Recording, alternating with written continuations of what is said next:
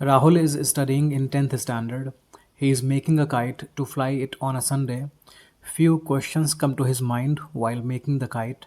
Give answers to his questions by looking at the figure. So please see, this figure is a kite. This is a kite. It is a quadrilateral. क्वाड्रीलैटरल हम उस polygon को बोलते हैं जिसके 4 sides होते हैं. तो आपको दिख रहे होंगे 4 साइड्स हैं, 1 2 3 4. एंड काइट के 2 डायगोनल्स भी होते हैं. This is one diagonal and this is the other diagonal. ये जो डायगोनल्स होते हैं ये 90 डिग्री पर इंटरसेक्ट करते हैं. आई मीन जिस पॉइंट पर ये इंटरसेक्ट कर रहे हैं ये इनका इंटरसेक्टिंग पॉइंट है और इस जगह पर जो एंगल बनेगा वो 90 डिग्री होगा. This angle is 90, this angle is 90, this angle is 90 and this angle is 90. Okay. एक बात और होती है कि जब ये डायगोनल्स एक दूसरे को इंटरसेक्ट करते हैं तो ये डायगोनल है ना, ये डायगोनल बाइसेक्ट भी हो जाता है. I mean this part and this part they both are equal. Okay. हालांकि इस क्वेश्चन में इस प्रॉपर्टी का यूज़ नहीं करना है, फिर भी मैंने आपको बता दिया है. चलिए चलते हैं क्वेश्चन की तरफ और देखते हैं what is the first part. Rahul tied the sticks at what angles to each other. तो पहले स्टिक्स देख लेते हैं फिर उसका एंगल देख लेते हैं.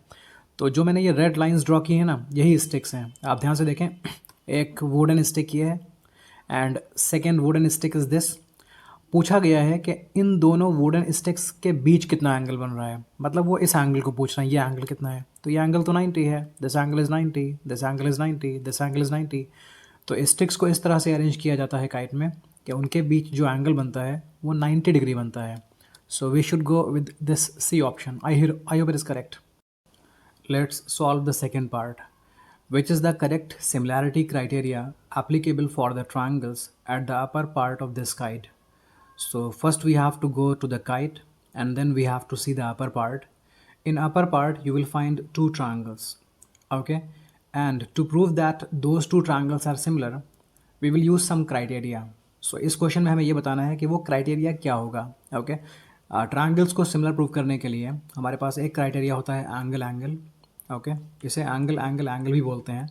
मतलब 2 ट्रायंगल्स के अगर 2 एंगल्स या 3 एंगल्स आपस में इक्वल हैं तो वो ट्रायंगल सिमिलर होंगे. सेकंड क्राइटेरिया है साइड एंगल साइड. 2 साइड्स के रेशियोज इक्वल होने चाहिए एंड इनके बीच में आने वाला एंगल इक्वल होना चाहिए. तीसरा क्राइटेरिया है एस एस एस. अगर 2 ट्रायंगल्स को सिमिलर प्रूव करना है तो उनके साइड्स के रेशियोज तीनों इक्वल होने चाहिए. तो ये 3 क्राइटेरियाज होते हैं सिमिलैरिटी के लिए. ओके. तो क्योंकि सिमिलैरिटी के लिए यही 3 क्राइटेरियाज हैं इस वजह से ये फर्स्ट ऑप्शन तो पहले ही गलत हो गया, क्योंकि RHS हम सिमिलैरिटी के लिए नहीं कॉन्ग्रुएंसी के लिए यूज़ करते हैं. ओके. एंड SSA ये भी कोई क्राइटेरिया नहीं है. AAS ये भी कोई नहीं है. तो देखिए बी ऑप्शन सही हो गया. मतलब आपको ट्रायंगल में जाना भी नहीं पड़ा, काइट को देखना भी नहीं पड़ा, क्योंकि सिमिलैरिटी में इन 3 एक्सियम्स को हम यूज़ करते हैं और इन 3 में से बस यही वाली सेट हो रही है SAS. ओके. फिर भी आप जानना चाहें कि सर इस काइट में जो 2 ट्रायंगल्स बन रहे हैं वहाँ पर SAS कैसे यूज़ करेंगे, तो आपको दिखा देता हूँ. तो ये है काइट एंड काइट का अपर पार्ट ये हो गया एंड अपर पार्ट के अंदर 2 ट्रायंगल्स वो ये हो गया. एक ट्रायंगल ये है एंड दूसरा ट्रायंगल ये है. ये 2 ट्रायंगल्स हो गए. हमें प्रूफ करना है कि इन दोनों ट्रायंगल्स को अगर सिमिलर प्रूफ करना हो तो क्या एक्सियम यूज़ करेंगे, क्या क्राइटेरिया यूज़ करेंगे. ओके. तो आप देखें कि ये जो 2 ट्रायंगल्स हैं इन दोनों ट्रायंगल्स में this part and this part they both are equal. ये क्यों इक्वल हैं? क्योंकि जो काइट के डायगोनल्स होते हैं ना, काइट का एक डायगोनल ये है और दूसरा डायगोनल ये है. आपको एक डायगोनल तो दिख ही रहा होगा कि वो बाइसेक्ट नहीं हो रहा है. I mean this part is smaller and this part is longer. तो ये तो बाइसेक्ट नहीं हो रहा है, दोनों पार्ट्स की लेंथ डिफरेंट है. लेकिन जो दूसरा डायगोनल होता है ना, ये क्या होता है, बाइसेक्ट हो जाता है. मतलब इसका सपोज़ ये पूरी लेंथ 20 थी तो अभी ये डिवाइड हो जाती है 10-10 में, या पूरी लेंथ अगर 18 थी तो डिवाइड हो जाती है 9-9 में.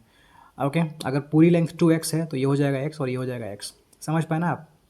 अगर आप ये जानना चाहते हैं कि सर कौन सी डायगोनल बाइसेक्ट होती है, ये कैसे पता करेंगे, तो आप देखें ये साइड काइट का और ये साइड काइट का आपस में इक्वल है. ओके. ओके. तो जो 2 साइड्स आपस में इक्वल है ना, आप उनके एंड्स पर जाएं तो एक एंड आपको ये मिलेगा, दूसरा एंड आपको ये मिलेगा. आप इन एंड्स को ज्वाइन कर दें तो एक डायगोनल मिलेगा.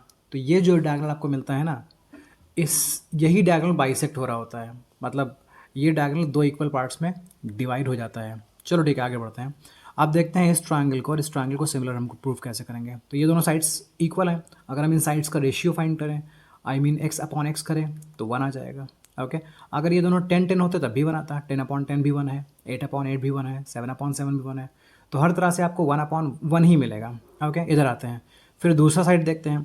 ये जो आपको दिख रहा ना साइड, ये साइड दोनों ही ट्रायंगल्स में है। आप ध्यान से देखें, ये साइड इस ट्रायंगल में भी है एंड यही साइड इस ट्रायंगल में भी है। तो अगर मैं रेशियो फाइंड करूँगा इस साइड का, मतलब मान लेते हैं साइड की वैल्यू 5 है। ओके, तो इस ट्रायंगल में भी वही वैल्यू 5 है और दूसरे ट्रायंगल के लिए भी वही वैल्यू 5 है। तो 5/5 क्या होगा, 1 होगा। अगर आप इसको x मान लें तो भी 1 होगा। मान लेते हैं, चलो इसको y मान लेते हैं, तो इस ट्रायंगल में ये साइड कितना है, y है। दूसरे ट्रायंगल के लिए ये साइड कितना है, y है। दूसरा ट्रायंगल में जाकर साइड चेंज तो नहीं होगा, y है। y/1 y/y 1 हो जाएगा। आई होप ये क्लियर है। ओके, अगर आप कंफ्यूज हो रहे हैं तो सिर्फ इतना याद रखें कि ये दोनों पार्ट्स आपस में इक्वल थे, रेशियो फाइंड करने पर 1 आएगा, सिंपल। फिर ये साइड कॉमन है, तो अगर इस साइड का इसी साइड से रेशियो फाइंड करेंगे तो 1 आ जाएगा। तो आप देखें कि हमने ये दोनों ट्रायंगल्स देखे हैं। इन दोनों ट्रायंगल्स में इस साइड का रेशियो भी 1 है एंड इस साइड का रेशियो भी 1 है। तो साइड एंड साइड का रेशियो 1 है और इन साइड्स के बीच जो एंगल आ रहा है ना, वो भी इक्वल होगा। तो मैं दिखाता हूँ इनके बीच में एंगल कौन सा आता है। तो देखें, हमने इस साइड की बात की है और इस साइड की बात की है, फिर हमने इस साइड और इस साइड की बात की है, तो इनके बीच में एंगल ये आता है, this angle and this angle. और ये दोनों एंगल्स क्या है, 90 हैं, तो इनके बीच में आने वाला एंगल इक्वल है क्योंकि वो 90 है। तो देखें आप, मैंने एस क्राइटेरिया यूज़ किया है दोनों ट्रायंगल्स को सिमिलर प्रूव करने के लिए। आई होप अभी पूरी तरह से क्लियर है, but still if you have any doubt please write in the comment section. आगे बढ़ते हैं। Sides of two similar triangles are in the ratio 4:9। Corresponding medians of these triangles are in the ratio 4:9। Simple, याद रखिए कि दो similar triangles के sides का जो रेशियो होता है, उन सिमिलर ट्रायंगल्स के मीडियंस का भी वही रेशियो होता है, कॉरेस्पॉन्डिंग मीडियंस का भी वही रेशियो होता है। ये कॉरेस्पॉन्डिंग मीडियन क्या होता है ये मैं समझा देता हूँ। मान लेते हैं एक ट्रायंगल है ABC एंड दूसरा ट्रायंगल है PQR। ओके, तो मान लेते हैं आपने बोला कि sir triangle ABC is similar to triangle PQR। अब देखें, अगर आप ये बोल रहे हैं ना कि ABC PQR के सिमिलर है, तो आपके हिसाब से AB साइड PQ के कॉरेस्पॉन्डिंग है, BC साइड QR के कॉरेस्पॉन्डिंग है एंड AC साइड PR के कॉरेस्पॉन्डिंग है। तो मीडियन किसे बोलेंगे, कॉरेस्पॉन्डिंग मीडियन कैसे बोलेंगे। सपोज आपने ट्रायंगल ABC में ये मीडियन ड्रॉ की। ओके, ये मीडियन ड्रॉ की, तो ट्रायंगल PQR में इसके कॉरेस्पॉन्डिंग मीडियन जानते हैं कौन होगा। देखो, आपने ये मीडियन A से ड्रॉ की है ना, A कहाँ पर है, यहाँ पर है। A के कॉरेस्पॉन्डिंग उस ट्रायंगल में कौन है, P है। तो अगर आपने इस ट्रायंगल में A से ड्रॉ की है तो यहाँ कहाँ से ड्रॉ करेंगे, P से ड्रॉ करेंगे। ओके, तो इसको बोलते हैं हम कॉरेस्पॉन्डिंग मीडियन। अगर मैं Q से ड्रॉ करता तो वो कॉरेस्पॉन्डिंग नहीं होती, अगर मैं R से ड्रॉ करता तो वो कॉरेस्पॉन्डिंग नहीं होती। आई होप ये क्लियर है। फिलहाल आपको सिंपल ये याद रखना था इस ट्रायंगल में कि जब भी दो ट्रायंगल सिमिलर होते हैं, then the ratio of corresponding medians is same as the ratio of sides. So the answer is 4:9. Let's move to the next question. In a triangle, if the square of one side is equal to the sum of the squares of other two sides, then the angle opposite the first side is a right angle. तो इस theorem का नाम क्या है। Okay, शायद आप समझ गए होंगे कि ये पाइथागोरस थ्योरम है। अगर आप पाइथागोरस थ्योरम नहीं जानते तो मैं दिखा देता हूँ पाइथागोरस थ्योरम क्या होती है। ओके, ये कोई ट्रायंगल है PQR, मैंने मान लिया, इसमें ये एंगल 90 है। ओके, यहाँ बोला गया है कि if the square of one side, इस ट्रायंगल में कोई साइड है, ओके, उसका जो स्क्वायर है वो इक्वल है to the sum of the square of two other sides. दो अदर साइड्स PQ और QR है, इनके स्क्वायर ये हो गए और उसका सम ये हो गया, मैंने ऐड कर लिया। तो ऐसा बोला गया है कि एक साइड का स्क्वायर दूसरे बचे हुए साइड्स के स्क्वायर के सम के इक्वल है। ये मैंने स्क्वायर फाइंड किया और ऐड कर लिया तो सम हो गया, ये चीज़ इक्वल है। और बोला गया है कि उसके बाद ये एंगल 90 रहता है। तो ये चीज़ तो राइट एंगल ट्रायंगल में होती है और ये थ्योरम देने वाले मैथमेटिशियन का नाम था Pythagoras, that is why we call it Pythagoras theorem. I hope ये क्लियर है। चलिए बढ़ते हैं लास्ट पार्ट की तरफ। What is the area of the kite formed by two perpendicular sticks of length 6 centimeter and 8 centimeter? आप देखें kite में जो ये डायगोनल्स है ना, ये एक दूसरे को 90 डिग्री पर इंटरसेक्ट कर रहे हैं।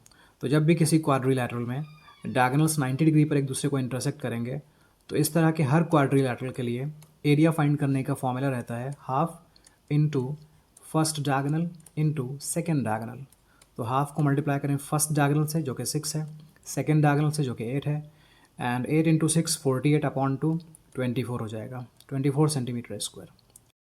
तो इसका मतलब C ऑप्शन सही है। आई होप इट इज़ क्लियर.